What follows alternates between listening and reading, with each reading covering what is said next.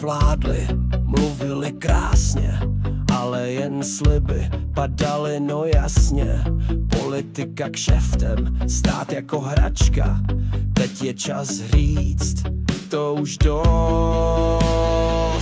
První revoluce, co v rukou máme, hlasem lidu, co pravdu zná. Nechceme sliby, chceme záruky, správný stát. Teď začíná.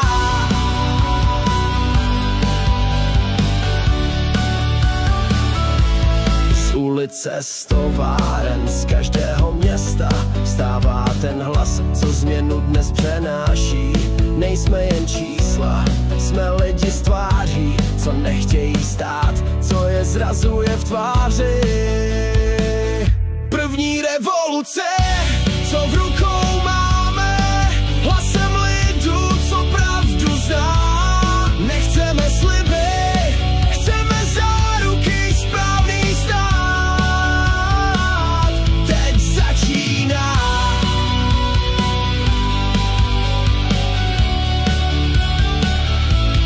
Veřejný příslib, bez imunity, poslanec jako občan, co ručí svým slovem, ne za sebe, za nás, za všechny doma, čas stát se silou a změnit dějiny znova.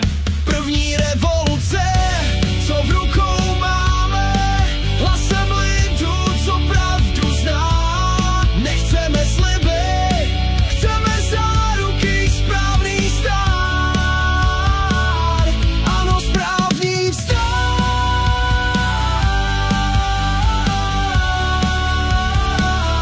Teď začíná.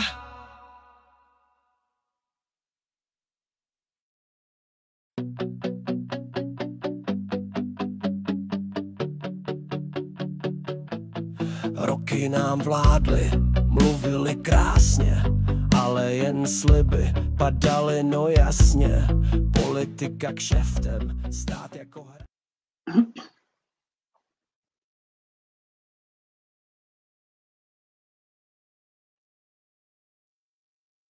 Já tě neslyším. Tak tady došlo malinkou opomilu, tak ještě jednou krásný dobrý večer, vážení přátelé, drazí kolegové, kamarádi, ale i vy, kteří nás sledujete, i přesto, že nás nemáte rádi. Zdravím vás u dalšího dílu s našimi kandidáty, 30 minut s kandidátem a dnešním hostem je pro mě milá postava paní Naďa Doušová, která je z Ústeckého kraje. A protože o ní téměř nic nevím, tak poprosím Naďu, aby se nám v krátkosti představila, odkud jsi, co děláš a co tě vlastně přivedlo na tuhletu myšlenku stát se politikem. Já zdravím všechny posluchače a diváky a děkuju za slovo. Já jsem v podstatě do politiky šla, protože jsem nenašla žádnou vhodnou stranu ani žádného v podstatě vhodného politika, kterého bych podpořila, aby sdílel moje názory a moji představu vůbec o vedení státu. Až jsem narazila na správný stát, který se mi zamlouval, a tak jsem se rozhodla ho podpořit a začít se v podstatě v politice angažovat. Já politiku sleduju už delší dobu určitě a nejzajímavější nebo nejlepší mi právě přišlo to, jaký je uspořádán správný stát a jaký v podstatě má politický nástroj k tomu, aby to mohl prosadit. Takže o tom bych dneska ráda mluvila. Určitě, já ti moc krát děkuju. Jinak... Jo. Můžeš. Jinak na mojí praxi v podstatě jsem asi obyčejným člověkem, jako každý zvlášť, prošla jsem spoustou referentských funkcí, vedoucích. Nejzajímavější asi byly ústecké pivovary, kde jsem pracovala na právním oddělení. A já nevím, jestli někdo znáte pivovar. Pivovar je prostě srdeční záležitost. To není podnik jako jakýkoliv jiný. Prostě tam ty lidi udělají všechno pro to, aby ten podnik udrželi a všichni se snažili. Bylo to v roce 1996 až 2001, kdy jsem tam byla. A prostě se to těm lidem, ta firma, ty pivovary sypaly pod rukama, i když to byli prostě odborníci, neměli žádné fatální manažerské chyby, přesto kolem nás krachoval jeden pivovar za druhým, až teda ty ústecké pivovary to odnesly taky. Pro vaši představu, ústecké pivovary byly založeny někdy roku 1780 nebo 1867 a to je v podstatě za Rakousko-Uherska. Takže když si to vezmete, Rakousko-Uhersko to bylo schopni ty lidi postavit.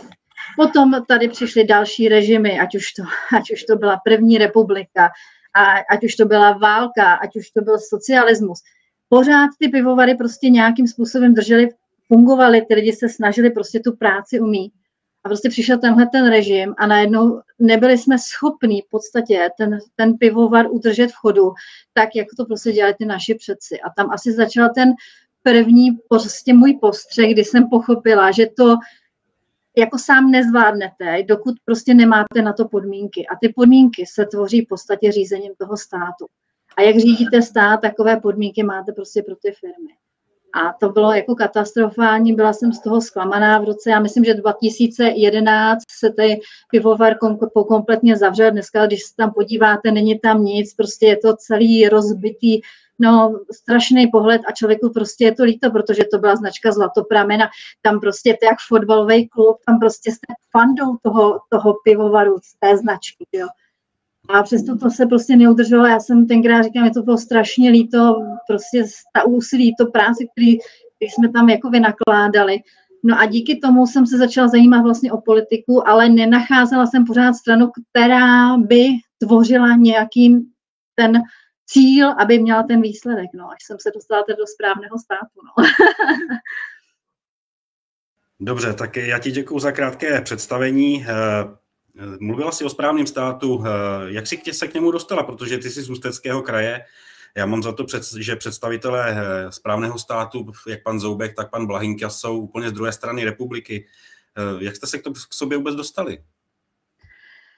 No, jak jsem přemýšlela o tom, jak v podstatě řídit stát a co s tím státem se dá vlastně dělat, nebo jak by se to dalo řídit, aby to bylo prosperující pro všechny obyčejné lidi, nemyslím nahoře pár nějakých našich představitelů. A tak jsem se dostala totiž do Slušovic a dostala jsem se k řízení Slušovic. Četla jsem knížky o tom, co vlastně Slušovice dělali, jakým způsobem to řídili. Za mého mládí to byl fenomén. Já jsem ve Slušovicích bylo mi asi 11 let a to prostě bylo úplně neskutečný. Byli to lidi, kteří se hádali, že to je strašně špatně, druhá parta, že prostě je to hrozně dobře. Nicméně jsem se dočetla, že tenhle ten podnik byl schopen za socialismu mít obrat kolem 4 miliard korun. To jsou strašné peníze a to prostě bylo něco absolutně top na to řízení. A ten princip v podstatě toho řízení byl v tom, že oni nastavili systém kvartálních nebo čtvrtletních kontrol. A když kontrolujete ty zaměstnance, tak je v podstatě udržovali na pozici toho, že neustále museli vyvíjet nějakou činnost a museli být aktivní a nemohli se dostat na funkci a takzvaně usnout. A tenhle ten mechanismus mě přišel jakoby strašně dobrý a díky tomu jak jsem koukala na videa, kdo ještě jako dokumenty s panem Čubou, tak jsem narazila právě na pana inženýra Blahinku, který do téhleté skupiny taky patřil, byl jedním vlastně si myslím z náměstků, jestli jsem to dobře pochopila. A tím jsem se dostala právě na pana inženýra Blahinku s tím, že jsem začala sledovat vlastně celou tu škálu těch lidí, s kterými on začal vystupovat, kde vlastně měl ty prezentace. A ty prezentace mě teda velmi zaujaly a přišly mi výborný. Byla jsem s nima jakoby ve shodě, až na nějaký drobné detaily, ale ty jsou v podstatě nepodstatné. A tím jsem se o to začala zajímat. Já myslím, že jsem byla i dokonce první, kdo podepsal ten příslib a na to setkání ho tam panu Blahinkovi prostě přivez, protože jsem pochopila, že ten příslib je tak mocný politický nástroj, že s tím se v podstatě nedá prohrát, pokud se dostane do veřejnosti. Ty už si tady právě teďka zmínila ten příslib, o kterém už se tady nějaký čas hovoří. Zkus prosím tě svýma slovama popsat, co to vlastně je, k čemu to je dobrý a co to vlastně nabízí voliči. A po případě, co to nabízí i tomu volenému, protože tady mnohdy dochází k neporozumění, dochází k nějakým informacím, které se nezakladají úplně na pravdě. A stejně jako jsem minulý týden poprosil Litu, tak poprosím i tebe, aby si svými slovy vysvětlila, co to je ten příslib toho kandidáta. Takže já bych ráda řekla lidem, aby se zamysleli nad tím, když šli k volbám, zvolili nějakou stranu, kolik z těch slibů, co tam bylo, splnili. Jestli někdo někoho najdete, fajn, tak mě o tom informujte, já jsem hledala, nenašla jsem nic. Takže se vás ptám, jaký nástroj máme k tomu, aby když ten politik vám něco slíbí, že bude třeba zadarmo doprava nebo cokoliv, jakmile se dostane na tu funkci, okamžitě na to zapomene, končíme a není z toho vůbec nic. Pro obyčejného člověka ani nic. No a když v podstatě získáme nástroj, kterým se dostaneme k tomu, že toho politika donutíme udělat to, co slíbil, nebo pracovat na tom, co slíbil, tak už máme aspoň nějaký malý posun. Ten veřejný příslib v podstatě říká, když něco slíbíš, tak to dodrž. Když to nedodržíš, mu skupinu lidí a vyřídíme si to s tebou s tím, že už tam prostě nebudeš. A to je jediný nástroj, kterým my se můžeme dostat k tomu, že ten politik má něco, co je pro něj nepříjemné, pokud nechce dělat to, co prostě slíbil. Já vám uvedu příklad třeba na těch gripenech, jo. Ty jsou takové prostě úplně okaté, jo. Zastaralá technika, prostě dodávku, já nevím, nějakých pomalé desetiletí, kde prostě všechno se musí přepracovat, nic na to není hotové. No prostě katastrofální rozhodnutí pro celou zemi. No a teď co s tím politikem? To jsou moje peníze, mně se to vůbec nelíbí, že on to udělal. A já si myslím, že úplně nejsem sama v tomhle státě, komu se to nelíbí. A já myslím, že bychom v tuhle chvíli ten veřejný příslib mohli uplatnit tak, že já prostě se zvednu, obejdu ty lidi, řeknu, hele, líbí se ti to, nelíbí, jestli nelíbí, tak mi to tady podepiš. A prostě donutíme toho politika, že tudy ta cesta nevede. A nemusí nám to trvat 4 roky do dalších voleb, kde mimochodem se dostaneme do toho stejného problému. Jediné, co na téhleté situaci s těma gripenama, nebo jak se jmenou ty letadla, je úžasné, že my jako 10milionový národ zachráníme americký letecký průmysl. Prostě to je potenciál, o kterém se nikomu nikdy nesnilo. 10 milionů lidí zachrání prostě takovýhle velikánský no, úžasné. Ale na to, a jaké škody nám ten politik tím prostě napáchá, je to katastrofální. Takže ten příslib je prostě jenom nástroj k tomu, aby jsme měli něco rychleji než další volby. A mezi náma, jestli ta opozice se úplně tváří jako opozice, já úplně za opozici jako nepovažuji, ty se tam dostanou a bude to samé. Čili když to třeba z mýho pohledu shrnu, je to v podstatě takový morální kredit toho voleného. Jo, je otázkou, jestli si tam jde opravdu užít 4 roky krásného života, nebo jestli opravdu chce a jde tam tvořit něco pro nás, pro občany. Já se trošku vrátím ještě k tomu správnému státu. Ty hlavní priority samozřejmě jsou minimálně 2, to znamená ta změna ústavy, je to právě ta odvolatelnost. Co ještě bys tam třeba ty za svý vlastní mysli nebo ze svý vlastní povahy třeba přidala, nebo zdá se ti to být také dostatečný? Tady je problém, že ta vlastně úprava té ústavy je problematická v tom, že to je strašně vzdálené praktickému životu všech obyčejných lidí. Je to něco abstraktního, něco, co si v podstatě nás ovlivňuje strašným způsobem, ale na to jakoby nedošáhneme. My víme, co v obchodě nějakého másla, jestli zdražilo, zlevnila elektřina, ano, pivo, jestli se zdraží, no, jako jasně, ale tady ta ústava v podstatě je taková neuchopitelná pro ostatní lidi a v tom je jako velký problém. Jenomže bez změny té ústavy my se nedostaneme k ostatním změnám a to je svrchovanosti státu. Ta svrchovanost toho státu je prostě důležitá k tomu, aby nám všichni ostatní neříkali, co máme dělat, aby jsme ten výkon, který máme a ty naše schopnosti uplatnili sami pro sebe. A dokud my se nehneme s tím, že zrušíme v podstatě všechny ostatní, co nám do toho povídají a budeme se hádat jenom sami mezi sebou a budeme se hádat o to, co je pro nás nejlepší, tak se z toho nevymotáme. Ale ta abstraktnost toho je prostě, já vím, že jakoby velmi neuchopitelná a v tom je celý ten zádrhel, protože jakmile začnou odborníci řešit slovíčkaření, začít principy, tak je to prostě strašný průšvih. Já jsem koukala na tu ústavu, co tam má navrženou pan Blahinka a prostě ta odvolatelnost toho politika se prostě musí postavit a musí se to postavit na novo a není jiná cesta. On tam v podstatě volil stejný mechanismus, jako je ve firmě. Problém je, že ve firmě je ředitel a když vám ta firma nefunguje, ten ředitel dělá blbosti, tak prostě toho ředitele odvoláte. A tady prostě potřebujete větší páku, tak, aby byla protiváhou té vládě, která tam něco dělá. Proto ty lidi třeba k 50, protože už mají nějaké životní zkušenosti, ve vládě samozřejmě můžou být lidé mladší a bavme se o těch technikálích, řešme to, ale prostě průšvihem je ta veliká abstraktnost. Ale říkám, jiné východisko to nemá, než že prostě začneme na tom pracovat a začneme to měnit. No a lidé nemají rádi změnu, což já celkem chápu, ale jinak se z toho nedostaneme. Podle mě není jiná cesta. Já ti děkuju za tvůj pohled. Já si právě na to navážu, protože s těmi lidmi je potřeba pracovat, je potřeba jim vysvětlovat.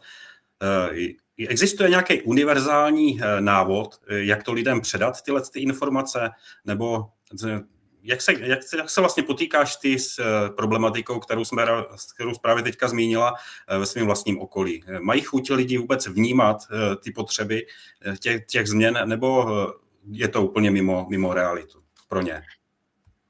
Já v podstatě tu ústavu neřeším s těmi lidmi, protože to je debata na úrovni, kde ty lidi to musí přečíst a kdo má na to časy, zatěžuje to. Já tomu všemu rozumím, je to jasné, protože my všichni honíme se do práce, z práce, nakoupit děti, prostě je toho příliš a ta zátěž je vysoká. Ale o co se snažím celou dobu je to, vemte všichni, kdo jste nespokojený s vládou, s těma stranama, koho vás zklamali, všichni vemte ten veřejný příslib a dejte ho svému politikovi, kterému věříte a řekněte mu, podepiš mi tady, že budeš dělat to, co říkáš. A to je jediná cesta, kterou já tady jakoby i s tímto narážím, ale to myslím si pro ty lidi jakoby víc zkousnutelný a víc snesitelný. Prostě vem ten příslib, pošli ho, dej ho do obálky, řekni svýmu politikovi, já chci, abys mi to podepsal a já bych chtěl, aby si prostě jenom dodržel to, co si řekl. A tímhletím jediným tlakem, který by jsme změnili, i kdyby se nám z té ústavy podařilo jenom půlka, už by to byl obrovský úspěch toho, aby jsme se prostě posunuli. A jakmile uvidíte lidi, že jsme se hnuli z ty ledy, malinko se posunuli, je to stejně jak s Národním divadlem. Když nám vyhořelo, pak ta sbírka byla takovým fofrem a postavili jsme ho, že jsme ani nemrkli a tohle je úplně to samé. Budeme se dlouho potácet s tím, než to ty lidi pochopí, než všichni vemou ten veřejný příslib a řeknou, tohle smyslí, já chci, abys to dodržel. A tady mi to podepiš, tak do té doby se prostě nehneme. Je to jak s tím Národním divadlem. A já se přiznám, že tou ústavou ty lidi příliš nezatěžuju, protože to je odborná debata a tam je to jenom prostě věc, která se musí udělat. No. Taky děkuju. Teďka přistoupíme trošku k té hypotetické stránce. Řekněme, že v Ústeckém kraji se dostaneš do parlamentu České republiky. Řekni mi, jakým způsobem chceš pracovat s občany nebo s voliči nebo vlastně se všemi občany, protože u nás neděláme rozdíly, jestli je pravičák, levičák. Zkrátka, aspoň my, hnutí Referendum Hlas lidu, jsme pro přímou demokracii, to znamená, že každý musí mít prostor na to vyjádřit svůj názor. A jak ty vlastně bys řešila tu věc, kdybys měla s občany komunikovat? Jaký je tvůj návod, tvoje představa o tom, jak se těm lidem věnovat i v době, kdy je zvolí do parlamentu České republiky? Tak zaprvé nás tam musí být nadpoloviční většina, aby se s tím vůbec dalo pohnout. Ale ani tak si nemyslím, že by to byla nějaká ztráta času, protože to, že už některé informace pustíte, tak už se celá situace začíná měnit. Jestli já vám řeknu, že ústecké pivovary se tady budovaly za Rakousko-Uherská, všechny režimy přežily, i ty drsné, které tady byly, a tenhle režim ne, tak už najednou ta situace vypadá celá jinak, než aha, pivovary zkrachovaly, no, protože si říká, tam byl nějaký manažer, ne, Bůh ví, co se tam stalo, a je to nejistý. Ale když to podáte do téhleté roviny, tak najednou se ta celá situace dá do jiného světla a ty lidi to můžou vnímat a přestane být taková obrovská podpora těch, řekněme, věcí, které nás utiskují, které nás dostávají na kolena. Tady je problém v tom, že vlastně, ať se podíváš na jakoukoliv oblast chceš, všude se valí a valí a valí problémy, nesmysly, utiskování, prostě jestli to je zdravotnictví, kde se nemůžou ty lidi prostě domoct toho, že se dostanou k zubaři nebo na nějaké vyšetření, až dáme do školství, co leze za hlupáky z toho, podíváme se na průmysl, který v podstatě podle mě není na vůbec špičkový úrovni, nějaký vývoj pracoviště katastrofa, tak se jakoby to valí právě ze všech stran. No. A do toho právě se dá jakoby na to jedině slovně a říkat těm lidem, podívej se, není problém jenom tady, je to celý a je potřeba, aby si se k nám v podstatě přidala, bylo nás tolik, aby se to dalo zlomit.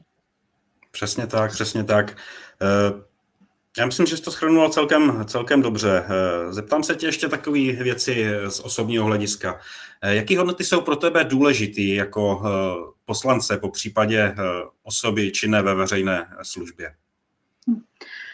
Tady je asi nejdůležitější a co provází Slovany je držení slova. To je celé, na čem padáme, od zhora až dolů. Když muž v rodině nedrží slovo, je to katastrofa, stejně tak jako ve státě. Jakmile prostě nedrží se slovo, to, co se řekne, tak je to prostě větší průšvih, než když se něco udělá špatně. Když se věci udělají špatně, dají se opravit. Ale když tam někdo neustále lže, tak se s tím člověkem nemůžete domluvit. Já nedokážu se domluvit s lhářem, to prostě nejde.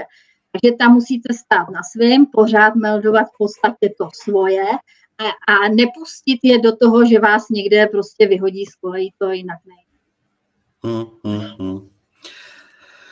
No a jedna z posledních otázek. Jak vidíš Českou republiku za 4 roky při dalších parlamentních volbách?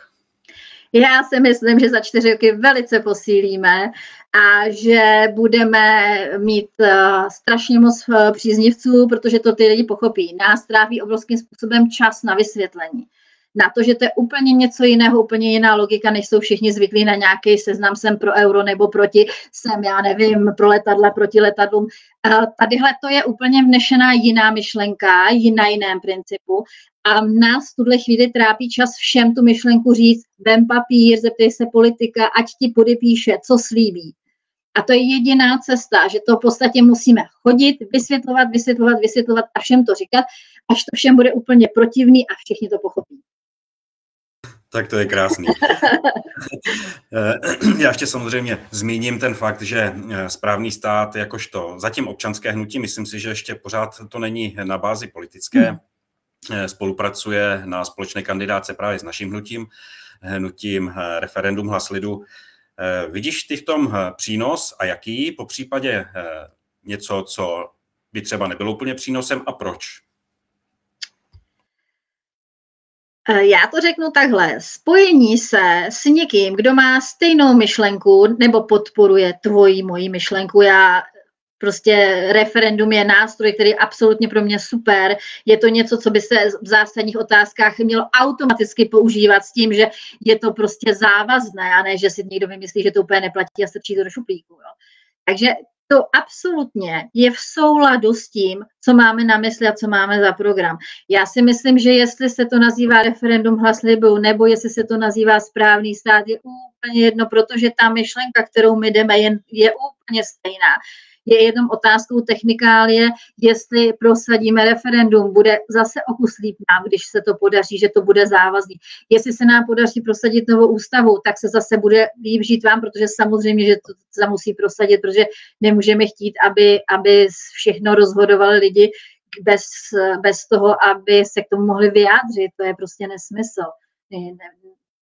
Takže my jsme v podstatě v absolutním souladu a nic nestojí proti sobě. To je jakoby jedna myšlenka.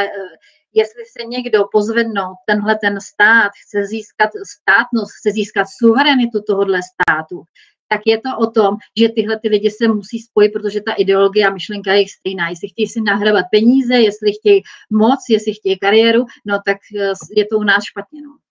A proto si myslím, že ani žádné zápory nemáme. Zápory to, že se někde dohadujeme, kdo bude třetí na kandidáce, kdo druhý, kdo bude mít víc prostoru mluvit, kdo míň, to je prostě běžná součást komunikace, to není žádný problém. Já ti moc krát děkuju. No, samozřejmě jako pokaždé to utíká jak voda. Máme poslední 6 minut a jak jsem říkal, poslední 5minutovka bude patřit jenom tobě. tak aby si vyprezentovala třeba svoje nějaké akce, něco, co máš v plánu, kde se s tebou můžou lidé potkat, jak se na tebe můžou dostat. Takže pokud máš něco takového, co říct, tak tě poprosím, máš svých 5 minut na cokoliv, co budeš mít na srdci. Tak já v podstatě mám ten problém, že jsem tady jak solitér, který v podstatě tu stojí sám, nemám žádnou podporu. Je prostě evidentní, když jsem byla v Brně, že ty lidi už tam byli naladěni na stejnou vlnu, bylo jich tam hodně, já jsem prostě tady sama. Jestli někdo bude mít chuť, přidejte se, kontaktujte se přes správný stát, ráda s váma budu komunikovat. Ráda bych ještě zmínila to, že ten správný stát je v podstatě řízený jako hejno, to znamená, že nemáte žádnou legitimaci, žádné v podstatě povinnosti. Jestli někdo máte volný čas, chcete nám pomoct, byť na nějaký krátký čas, jestli se chcete angažovat, prostě ten Ústecký kraj je pro vás volný a já budu ráda s někým spolupracovat a budu strašně ráda, když na to tady prostě nebudu sama. Tak tomu naprosto rozumím, protože i svýho času to bylo tady u nás v Pardubickém kraji, teď už teda na to úplně nejsem sám, jde to pomalu, jde to stuha, ale jde to. Když jsou u sebe ti správní lidé s tou stejnou vlnovou délkou, tak si myslím, že to dřív nebo později prostě rupne a budeš tam mít skupinu úžasných lidí a všechno se povede tak, jak se to povíst má. Děkuji. Nadi, já ti moc krát děkuju za to, že jsi byla mým dnešním hostem. Já jsem plně přesvědčen o tom, že to není naposledy. Samozřejmě ve čtvrtek nás čeká Jirka, zatím příjmení nesdělím, ať jste trošku napnutí. Já ti samozřejmě, Nadi, přeju hodně úspěchů. Děkuju za to, že jsi tak pozitivně naladěná, že z tebe ta energie přímo čiší. Je to úžasný, je to cítit i přes ten monitor a jsem za to moc rád. Takže ještě jednou velké díky a pevně doufám, že se budeme vídat i nadále a že spolu najdeme tu cestu z toho marastu. Moc děkuji za příležitost a mějte se tam krásně u vás. Děkuju taky. Ahoj. Ahoj.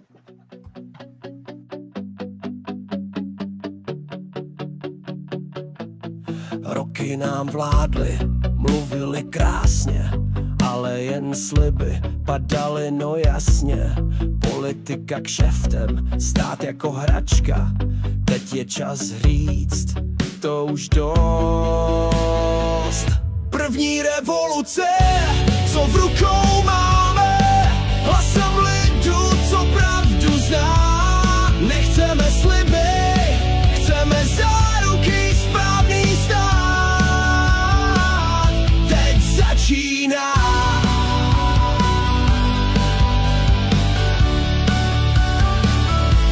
Z ulice, z továren, z každého města vstává ten hlas, co změnu dnes přenáší. Nejsme jen čísla, jsme lidi z tváří, co nechtějí stát, co je zrazuje v tváři.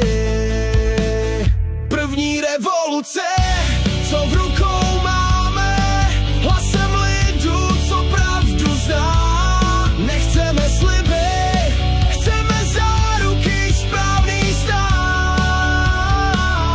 Teď začíná.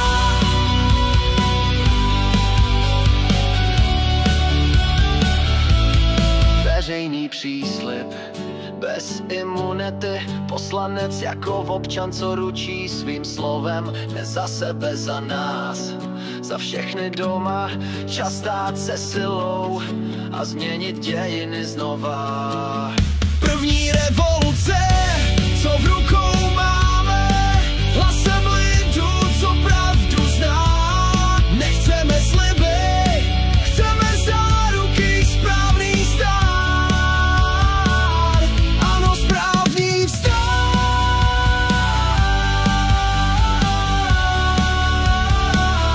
Teď začíná.